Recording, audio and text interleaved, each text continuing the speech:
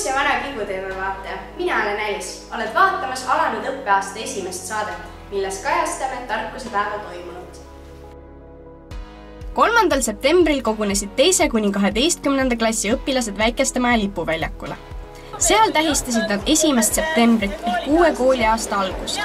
Kõned pidasid direktriss Karin Lukk ja õpilasesinduse president Jane Tisler. Kätte jagati ka 10. klasside klassijuhatajatele läkitused. Samuti esines õpilastele ka Kivilinna gümnaasiumi õpetajate vabatahtlik näitemängu selts lauluga.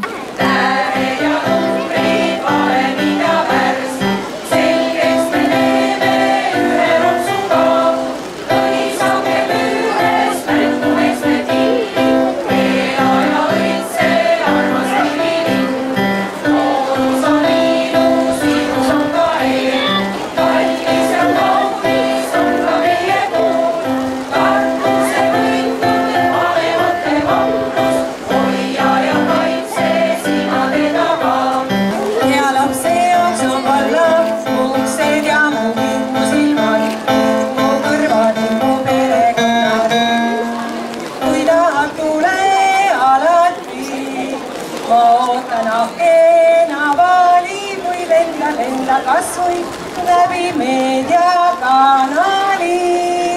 Meie kooliperre tuli ikka väikesed uued õpilased. Sellest aastast on neid 4 klassikomplekti.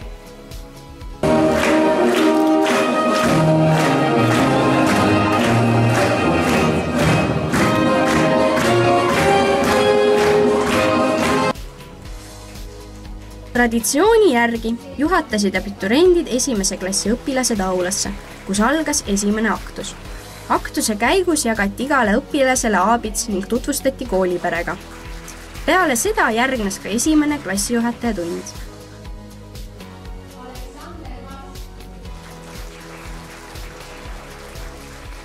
Täna astusite esimesed sammud üle koolimaja läve ja sellega sai pisikeste õpilaste koolide alguse.